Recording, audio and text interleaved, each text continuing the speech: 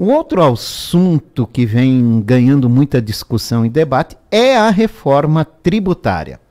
Então agora nós vamos falar sobre a reforma tributária com o professor economista Ralph Encke. Afinal, o que está sendo avaliado e quais os impactos? Professor, bom dia.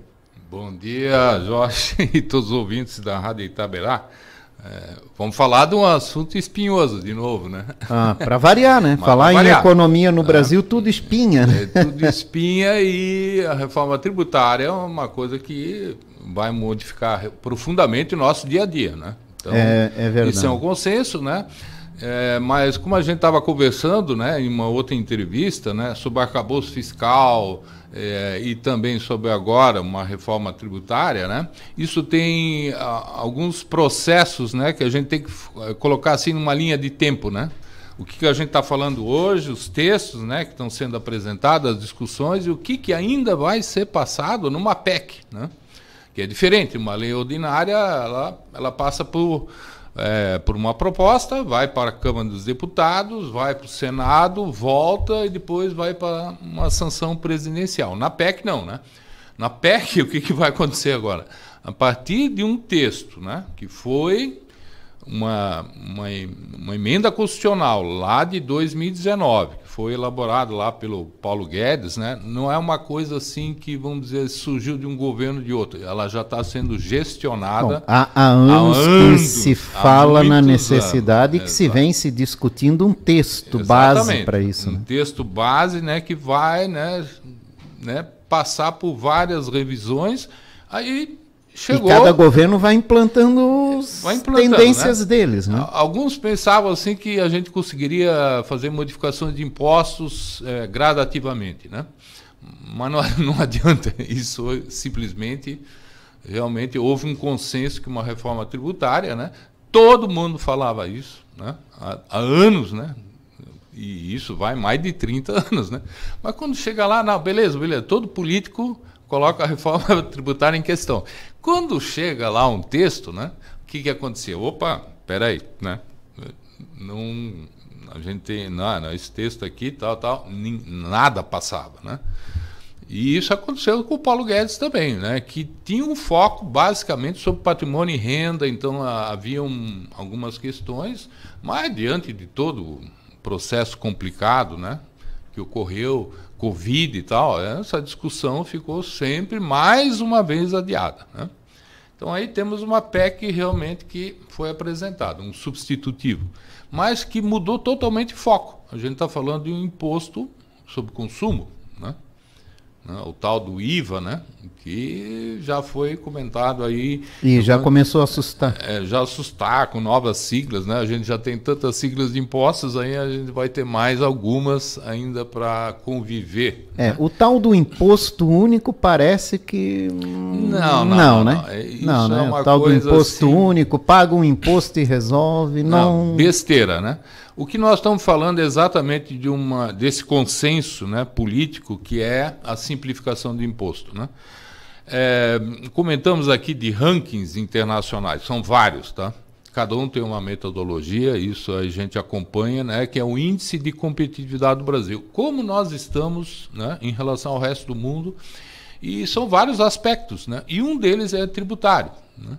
Que nos coloca na rabeira, né, entre, às vezes, em alguns deles, até no último país, né, com 1.025, sei lá, eles calculam 1.025 horas, né, por ano para pagar, para conseguir entender os impostos, né? E aí vem Bolívia, Venezuela, né, são vários rankings, né, mas há um consenso que nós estamos num sistema tributário realmente ineficaz, né, onde várias questões, que é o contencioso, né, tributário, judicial, né, que às vezes até enriquece advogados tributaristas, né, trazem até a loucura para os contadores, né, para você saber exatamente se você está pagando ou não direito impostos, né, é uma loucura realmente que é esse conceito. Mas como sair dessa armadilha? Esse é o problema aí que nós estamos discutindo a partir de um texto, que pode ser bom, pode ser não bom, né? E a PEC vai passar por o seguinte processo, né? Ela sai da Câmara de Deputados, vai para o Senado, volta para a Câmara, mas não vai para a sessão presidencial. Haverá um texto único entre as duas casas legislativas para finalmente chegar a um consenso, né, sobre o que é uma reforma tributária, e num processo complicado que vai durar muitos anos. Algumas coisas vão ocorrer em 2025, 2026, né, que se referem a esses impostos agora unificados, né, principalmente federais, e aí vão passar um processo que vai até 2070. Eu nem vou estar vivo aqui para a gente ver, né, um processo que envolve, por exemplo, a extinção da Zona Franca de Manaus, né? Então, vejam como, né, os que articularam esses textos, né, estão vendo sair disso, né? Mas vamos às perguntas aí mais específicas. Mas assim, né, sempre lembrando, a semana passada a gente ouviu aqui o senador Esperidião Amin. Sim. Né, o que o senador Esperidião Amin fala? É necessário avançar. O fato de ter um texto já é um avanço, né? Já é um avanço. Sim. Mas espera aí, né? Estão tirando o poder dos municípios de novo. Que a grande preocupação aconteceu, que era os municípios perder o ISS. Não se vê uma redução da carga tributária, como era o grande objetivo. E tem um conselho aí que a gente já vai falar já, que é um ponto de interrogação gigante para todo mundo. Mas do que o senhor conseguiu conhecer, porque também conhecer esse texto é outra dificuldade, né? Mas do que o senhor conseguiu conhecer, que o senhor pôde pesquisar, que o senhor pôde trabalhar em cima disso, né? O que a gente pode destacar de mudança? Lembrando que isso tudo pode mudar no Senado. Pode ser. A simplificação é uma necessidade, isso é aquele conceito. Agora, como vai se dar isso? Aí a gente começa por os impostos, né, como o Esperidião a mim falou, os impostos que são relativos a esse IBS, né? Porque a gente tem, né, eles criaram o quê, né? Um imposto que é o IVA dual, né? É um CBS, que é uma contribuição sobre bens e serviços. Tá, vamos explicar melhor. Primeiro, o que é IVA? IVA é um imposto sobre valor agregado, né? Que vai englobar ali vários impostos que nós pagamos hoje. É um imposto sobre consumo. É o que acontece na Europa, certo? É um imposto que aí tem várias alíquotas, né?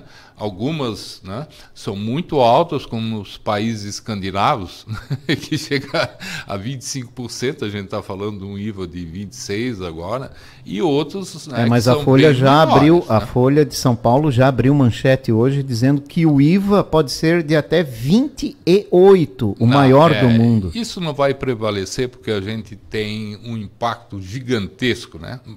Mas assim, vamos até por partes, né, para falar sobre o que está acontecendo com os impostos estaduais e municipais, que é esse IBS aqui, tá? IBS, que vai passar por um conselho federativo, né? Que tira a autonomia dos estados e municípios, né, da onde vai esse dinheiro. E passa para um conselho.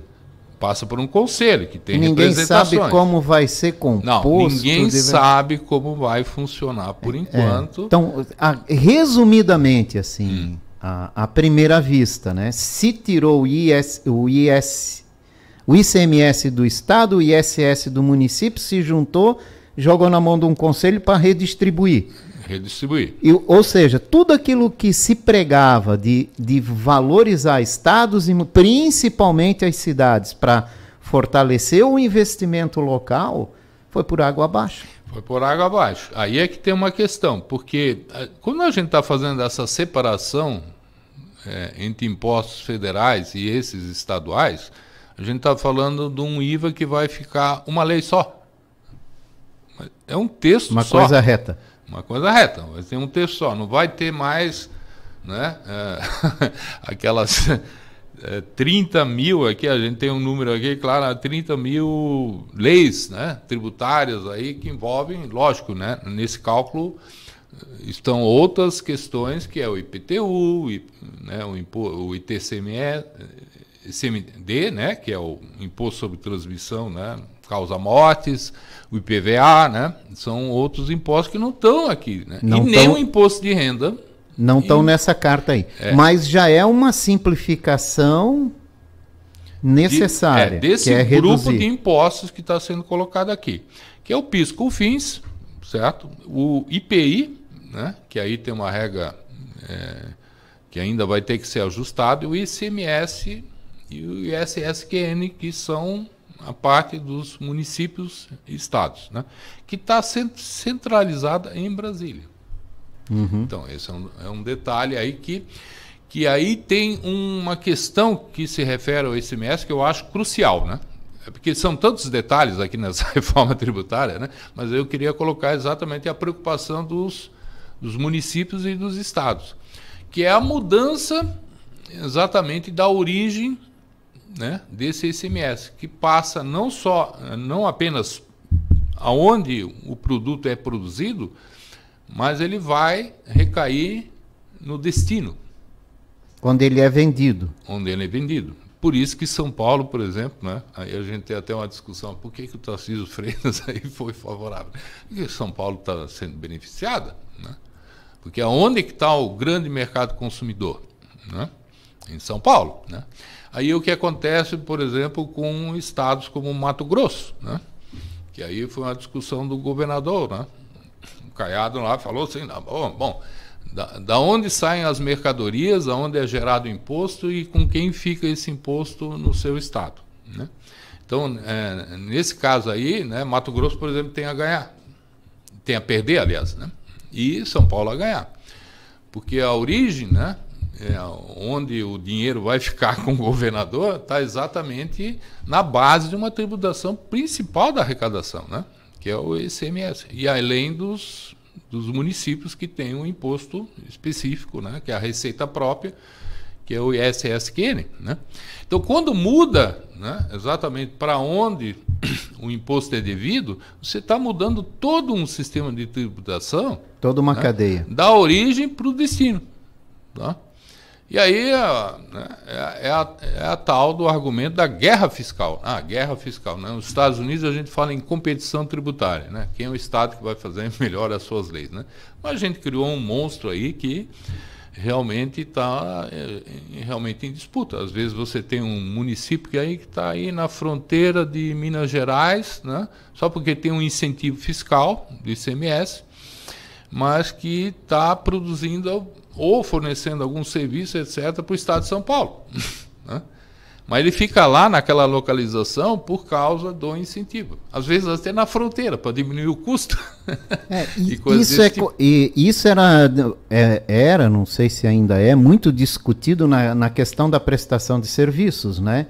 Uma rede nacional, NET, São Paulo, né? Mas vende assinaturas no Brasil inteiro. Só que o imposto ia para São Paulo. São Paulo, exatamente. Não era no local da aplicação do serviço dela, que era, e sim na origem, né?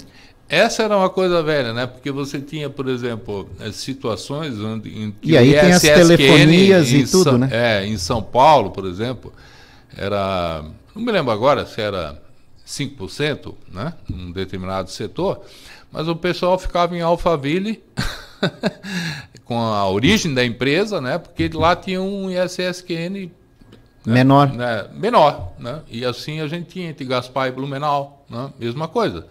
Né, você tinha uma sede de uma empresa que estava em Gaspar, sediada, né, e lá era recolhido o ISSQN mais baixo e prestava serviço na sua origem. Aí tentaram acabar com isso. Agora está acontecendo a mesma coisa com o ICMS. O ICMS, quer dizer, vai ser tudo um imposto único, né? Então vai ser um índice geral, tanto do ISSQN quanto do ICMS pela reforma tributária.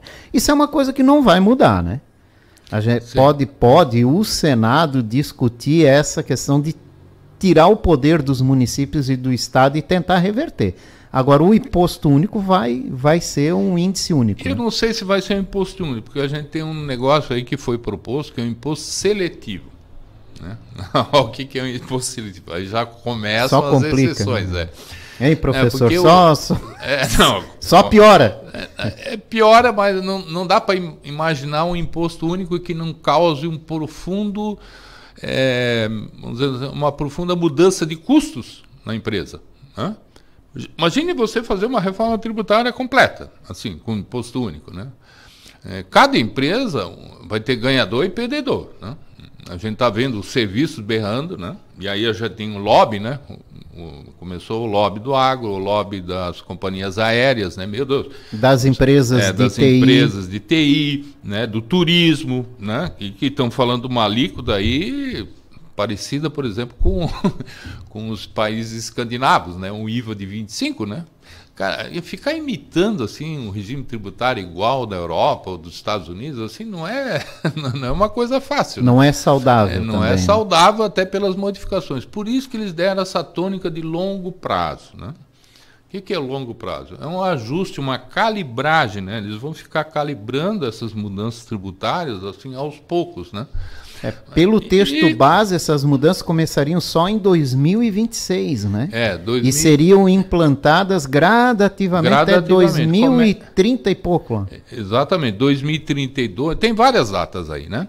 Primeiro, em relação a esses incentivos fiscais dados pelos estados. Esse é um buraco grande, tá? Que é a preocupação, talvez, do Esperidião a mim e dos estados, né? Ah, tá, mas eu dei incentivos aí, o Ceará, né, tá? Dei incentivos fiscais para as empresas, né? Do ICMS, né? Agora, como é que... Agora, isso vai... Como é que vai ser, né? Uma empresa, por exemplo, mudou sua localização, foi para a Bahia, né? Saiu aqui de Santa Catarina e foi para a Bahia por causa do incentivo.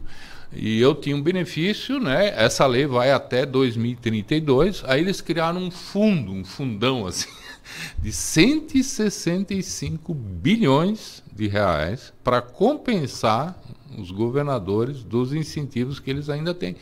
Mas os novos não vão ocorrer. Né? Então o que vai acontecer no desenvolvimento regional? Aí eles criaram um outro fundo, um fundo de desenvolvimento regional. Não temos o valor.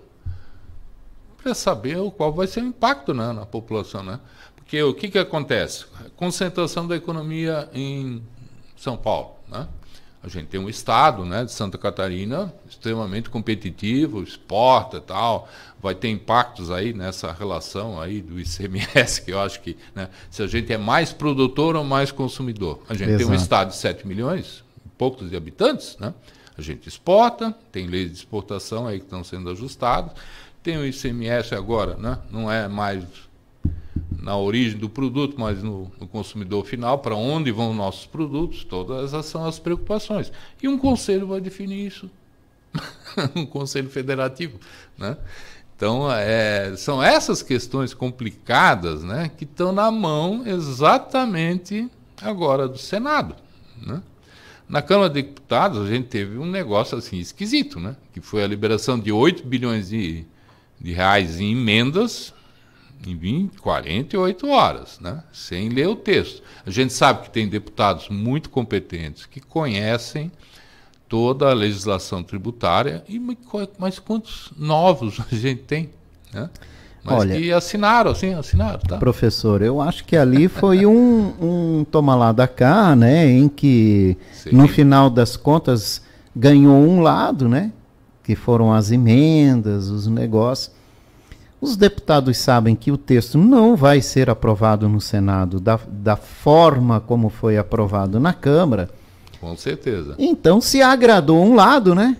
Com aquela agilidade absurda de rápida, num tema tão complicado, para se discutir a fundo no Senado e depois, quando o texto volta, se discute a fundo, mas se cumpriu aquele acordo de...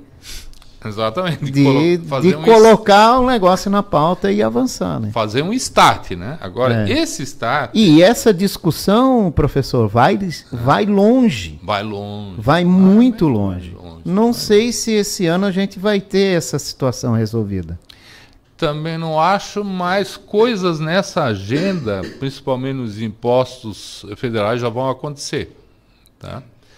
E outros vão acontecer daqui a 10 anos, né? Então, é uma coisa que eles planejaram justamente para destravar uma grande mudança, que é essa necessidade de uma simplificação dos impostos, né?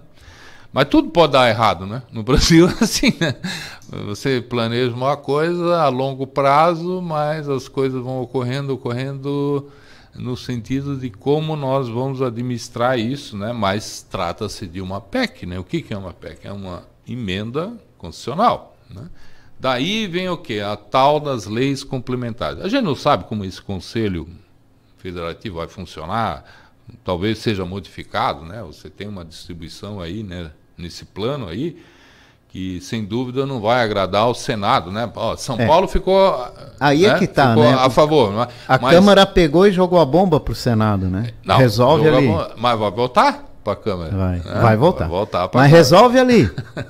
Aí depois volta lá e fica mais 6 meses na Câmara até se discutir todo esse texto. Esse texto ele tem que ser unificado entre as duas casas legislativas.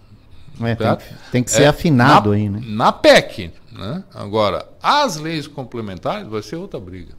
E vai longe toda essa discussão. 11h06, eu estou conversando com o professor e economista Ralph Encke para a gente entender um pouco sobre essa reforma tributária. Qual vai ser o impacto no nosso dia a dia, hein? Com tudo isso aí que está acontecendo, será que as prefeituras vão perder dinheiro para investir em infraestrutura, em saúde, em educação? Será que as mercadorias nas prateleiras dos supermercados vão aumentar? Daqui a pouco a gente fala sobre isso. Voltamos já. 11h13, estamos aqui na Boca do Povo conversando com o professor e economista Ralph Encke para tentar entender essa reforma tributária, né? Texto base que foi encaminhado ao Congresso, ao Senado, né? Que agora vai ser avaliado pelos senadores. Professor, afinal, e o impacto no nosso dia a dia, hein? Nós vamos ter mais dificuldades, as prateleiras dos supermercados terão produtos mais caros, pelo que o senhor pôde pesquisar, pôde notar. As prefeituras terão mais dificuldades em investimento nas suas cidades. O patrão vai ter mais dificuldade para contratar funcionário, ou é tudo o inverso, vai melhorar? São 5 perguntas, 6 aí que tem várias interligações. Quase sem resposta. Quase sem resposta. Até porque a gente fala assim, o produto vai subir na prateleira, vai ter diferenças de custos. Por exemplo, a indústria está sendo beneficiada com isso, né? Ela vai, né, eliminar um monte de uma cadeia que é o que a gente fala do crédito desses impostos, né? Essa simplificação significa até benefício para micro e pequena empresa, né? Que assim, a geração de crédito é o quê? É uma situação em que tu vai, né, a partir de cada fornecedor, né, cada processo de industrialização, né, prestação de serviço, etc., fazendo créditos dos impostos, né, que às vezes eram, nesse sistema, acumulativos. Então, um certo produto ficava com preço extremamente alto, né? Então, qual é a perspectiva? Baixar. Tá? Então, a gente pode ter produtos mais baratos. Podemos ter. Exatamente, de acordo com a cadeia, dessa cadeia produtiva e cumulativa de impostos. A preocupação é nos serviços, né? Então tá. Produtos a gente pode ter uma vantagem, digamos assim, uma melhora, né? Na questão, né, de você ter acesso a alguns produtos que hoje são um pouco mais caros. Exatamente. A questão é contratar o pedreiro, né? Exatamente. Contratar um pedreiro. Tá, mão de obra muito cara. O mecânico, tá. Se emite nota, né? Qual vai ser a alíquota? Aí a gente já tem uma discussão do imposto seletivo. Eles criaram aqui, vai ser uma alíquota de 25% ou alguma coisa assim, tão alta, né? Mas aí já preveram alíquota zero em algumas coisas, né? Primeiro ponto que foi muito discutido na reforma tributária foi a cesta básica, né, nacional. Opa, não é a cesta básica, eles estão falando até que tem salmão na cesta básica nacional. Jura? Não, eu juro aí. Essa é a cesta básica do Congresso, básica, né? Uma coisa professor? Sentido. Lá no Congresso. Agora, ninguém sabe qual é a cesta básica. Mas a cesta básica, ela significa assim, né? o produto essencial para a população de baixa renda, né? E se ela fosse com alíquota zero sobre esses alimentos, ou reduzida, né, ela ia trazer um benefício. Aí alguns discutiram, mas o rico compra o arroz, né? Classe média compra o arroz com compra trigo, zero, mas não vai comprar algum produto mais sofisticado fora da cesta básica, que vai custar outra coisa. Aí inventaram um tal de cashback, que é um retorno, né, para quem tem aquele cadastro nacional de baixa renda. Esse vai ter um retorno do imposto que os outros é cobrado. Olha, essa discussão do cashback não evoluiu, tá? Na Câmara dos Deputados, porque é complicado, certo? Né? Como se, né, só alguns pudessem ter na cesta básica um zero e outros não. Tá? Esse é um ponto, né? Mas aí tem outras alíquotas que estão sendo discutidas sobre esses serviços, né?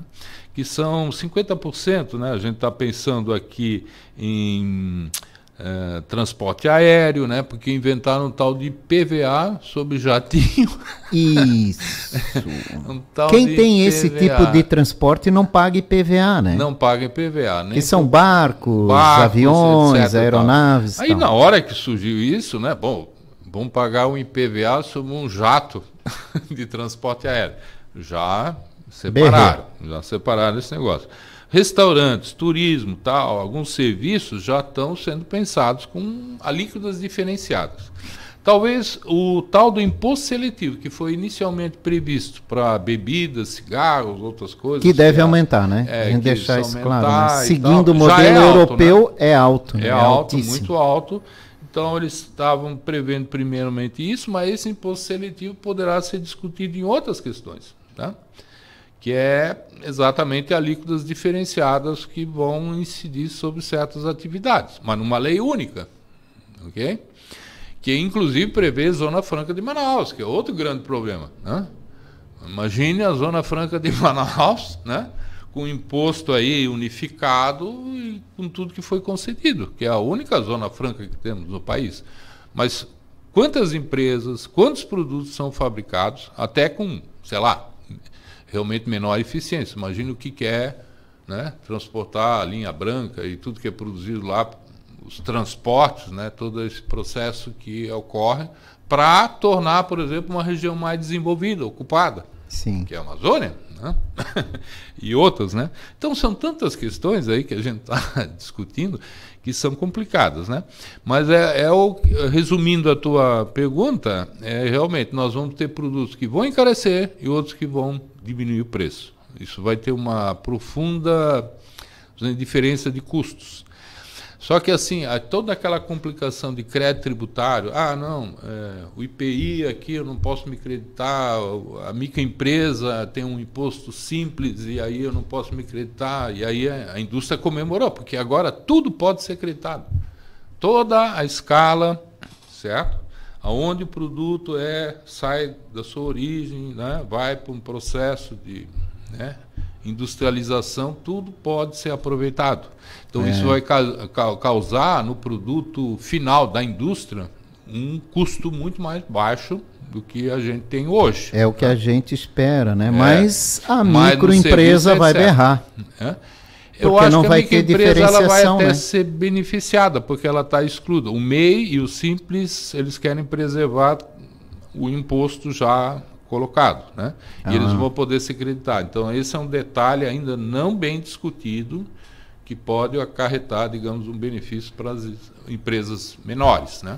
O que eu vi, professor, duas coisas que me chamaram a atenção. Por exemplo, incentivo para veículos não poluentes, híbridos e elétricos, né? Que não consegue se desenvolver, não consegue se tornar popular, pelo absurdo custo que é hoje você ter um carro híbrido ou elétrico, né? É uma coisa que está distante de 90% da população, mas bota distante nisso, né? Muito tão distante. Caro que é. Aliás, um veículo por si próprio já é muito caro no Brasil, né? E outra coisa que me chamou muito a atenção foi a questão de, com essa questão de tirar ISS, levar para um conselho para fazer a redistribuição e tal, abrir para as prefeituras a prerrogativa de, através de um decreto, poder mexer no IPTU. Ou seja, os prefeitos, pelo menos nesse texto base aí, ganhariam a prerrogativa de refazer cálculos de IPTU quando bem entendesse através de decreto. Sim, Que soa como uma compensação, né? Ah, não passa pela Câmara de Vereadores, é o prefeito só que faz e cada um decide o seu. É uma compensação. Não? Eu posso resumir isso? É uma compensação. Não muito justa, nem para o lado dos prefeitos, nem para o lado do cidadão. Aí depende exatamente do município que tem uma receita própria nisso, né? A gente sabe que tem municípios que não tem. Não adianta mexer no IPTU que não vai compensar. Imagina a alegria de Balneário Camboriú, né? O prefeito de Balneário Camboriú. Que já aumentou. Então, a gente tem diferenças do que é receita própria, do que são transferências e outras coisas que vão depender. Isso vai alegrar algum prefeito? Vai, mas não todos, né? É uma diferença, né? Mas essa distorção de ter um conselho aqui, ó. O que os municípios estão sendo representados? 14 representantes serão eleitos com voto de peso igual pelos municípios. 14. Quantos municípios nós temos? A gente tem mais de 5.800, sei lá, o dado aí não tem o correto, né? Quase 6 mil municípios. Quase 6 municípios com 14. E qual é o tamanho desse conselho para ter 14 representantes? É 14 de 100, 14 de 50 ou 14 de 20? Aí tem mais 13 representantes que serão eleitos com peso de voto ponderado. Olha só. Pelo número de habitantes pelos municípios. Aí você criou aqui 14 representantes que ninguém sabe quem serão os eleitos. Né? Olha só o absurdo que isso significa, né? Porque você coloca uma coisa assim numa PEC, né? Mas não explica de onde saiu esse número, etc. É preocupante. E os 13, aí você já tem agora 27 que representam os municípios. Né? 14 que são voto peso igual e outros que têm uma representação menor, ponderada pelo número de habitantes. Tá? Para discutir o quê? Né? Onde que você vai... Para discutir retorno do dinheiro. Retorno do dinheiro em Brasília. Tá? Então, essa é a grande preocupação dos municípios. Né? E aí, como compensação, eles fizeram essa questão aí do IPTU. Tá? É uma receita própria, né? Decreto. Não vai passar para a Câmara de Vereadores. Então, você já vê aí que alguns ficam contentes, outros ficam... Mas assim, é uma compensação irracional, né? Porque você está falando assim, e hoje de as diferenças, câmaras... né, e depois assim, no orçamento do município que são gigantescas, né? Alguns têm um ISSQN muito alto, né? Sim. Exatamente. É o caso de Blumenau, por exemplo, o impacto é significativo. É lógico, né? O nosso setor de serviço aqui é muito forte. É muito forte. Cresce cada vez mais, né? Então, aí você vê que a visão aí de qual vai ser uma discussão de 27 representantes do país todo com 5 mil poucos municípios. Né? Então, é lógico, a gente tem que entender como vai, por que eles foram criados, né? Essa unificação aí de impostos e como cada um vai ter um retorno, né, para o seu município, porque a grande preocupação é dar uma guerra fiscal, aliás, não, um problema... Né? Preciso pagar minha folha de pagamento. Né? Lá. Eu não vou repassar o dinheiro do ICMS. Não existe isso. Por isso que foi centralizado lá em Brasília. Né? O dinheiro não está com o governador, o dinheiro não está com o prefeito. Né? Não sei como isso vai dar conta de todas as demandas, né, dos municípios nesse tipo de sistema. Que cada vez aumentou mais, né? Por isso que tanto se falava da necessidade de se trazer mais para as cidades, mais autonomia com os recursos. E está acontecendo justamente o contrário, né? Estão tirando a autonomia dos recursos dos municípios. O senador Esperidião Amin disse que essa é uma das principais preocupações lá e tomara que seja, concordo, né? Não só do partido dele, não só dos progressistas, mas dos outros partidos também, né? Que seja a principal preocupação. Há anos, e a bandeira do saudoso Luiz Henrique, né? Que era o fortalecimento de estados e municípios, a inversão da pirâmide dos impostos, tá? Que ele tanto defendia lá como senador, né? Tanto lutou por isso, e que a gente está vendo que não está dando certo. Não está dando certo. E esse é um ponto que acho que tudo que eu falei até agora, né, sobre simplificação é válido, né? Agora, qual é a forma, né, de fazer exatamente isso, né? E acho que temos sérios problemas aqui, né? Sérios problemas, né, nessa gestão, né, dessa transição, que acredito que realmente longo prazo seria realmente a melhor estratégia, isso eu elogio, né? Não dá para fazer uma reforma tributária, né, virar a mesa de uma hora para outra e ver todos os impactos, né? Mas a forma de gestão desses impostos, né, da forma como foi concentrada em Brasília, é a principal preocupação, né? Que pode ser diferente. Então vamos esperar, né, que o Senado tenha mais luz, né, do que a Câmara dos Deputados, e isso volte, né, para que a gente tenha um texto, né, que não tenha exatamente todas essas manobras aí, como liberação de emendas, etc., e pessoas que não estudam, né, o que é uma reforma tributária, né? Votem simplesmente por um texto em troca de alguma coisa, né? Então, isso é uma coisa grave, ninguém fica confortável com isso, né? E aí vai ter outra briga, que são as leis complementares, né? Que vão regular tudo isso, né? Mas uma coisa eu digo, e aí vem.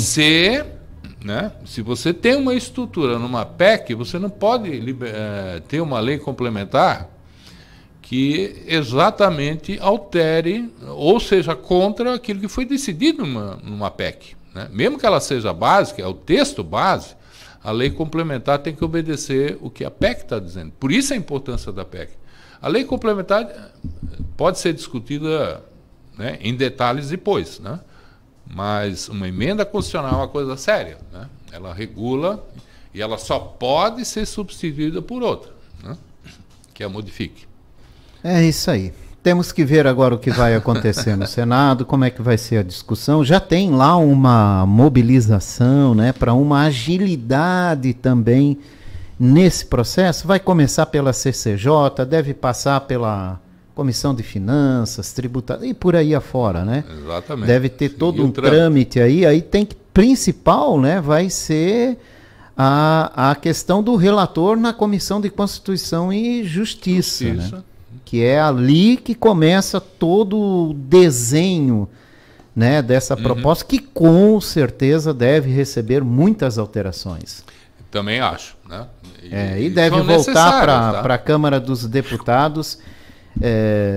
O governo entende a necessidade de se aplicar ainda esse ano, mas vai depender muito dos trâmites, né? Tanto agora no Senado, como depois na Câmara e as negociações, que agora os senadores e deputados têm uma barganha grande para exigir um retorno do governo. São os lobbies, né? Também muito isso acontece. Fortes, né? Mas, não é uma exclusividade, aliás, isso não é uma exclusividade do político brasileiro, isso é mundo afora, assim, né? As barganhas. As barganhas, exatamente. Esse é o nosso Brasil. Mas para a população em geral, para quem está nos ouvindo, né, nada vai modificar agora. Mas algumas mudanças vocês já vão ver em 2025, 2026, mas não vão ser imediatas, né? Talvez no custo de produtos. E a preocupação é realmente que, olha, onde o governo vai tirar esse dinheiro, né? Eu só estou falando de dois fundos, né? 165 bilhões no fundo de compensação, né, aquele do ICMS, e de um outro aí que é o Fundo de Desenvolvimento Regional. É dinheiro pra caramba, né? Então, vai emitir títulos públicos, moeda, né, ou vai aumentar os impostos? São três perguntas, né, que estão, assim, na linha... Isso. na linha da dúvida, né? E isso nos causa preocupação, né? É verdade. E aí vem o outro ponto, né? Porque ninguém falou em imposto sobre a renda, né? E aí, se a gente seguir alguns modelos... Olha, cara, tem uma proposta de tributação sobre herança que já está deixando todo mundo assustado. Exatamente. Então vamos lá, né? Para fugir do imposto sobre tributação da herança, né? Faça em vida. A questão é que existem pessoas muito ricas, né, com muito patrimônio, né, mas eu vejo também a classe média, né? A classe média tem, às vezes, um pequeno imóvel, um segundo, ele vai ser... Né? A pessoa com mais patrimônio, ela tem as suas assessorias, sabe como fazer, mas tem muita gente que dentro de famílias assim que tem alguma coisa, né, não se informam em relação a isso e vão pagar um preço, tá? Se não fizerem, né, Mas depois que isso for decidido, a gente vai explicar certinho para tentar auxiliar, né, todo mundo, né, para ter conhecimento, porque o grande problema é o conhecimento, né? A gente tendo conhecimento, a gente se prepara melhor, acaba não sendo surpreendido. Com certeza. Quando há necessidade. Professor, tá aqui pra isso. Obrigado pela participação do senhor, né? Ainda é muito complexo todo esse processo, agora iniciando esse trâmite no Senado, a gente vai conseguir, eu acho que, ter um visual melhor sobre para onde deve se encaminhar essa reforma tributária. Exatamente. Obrigado pela participação do senhor, uma ótima semana. É um prazer sempre estar aí com vocês aí na Rádio Itaberá. Ralph Henke, professor, economista da FURB, falando com a gente aqui sobre a reforma tributária.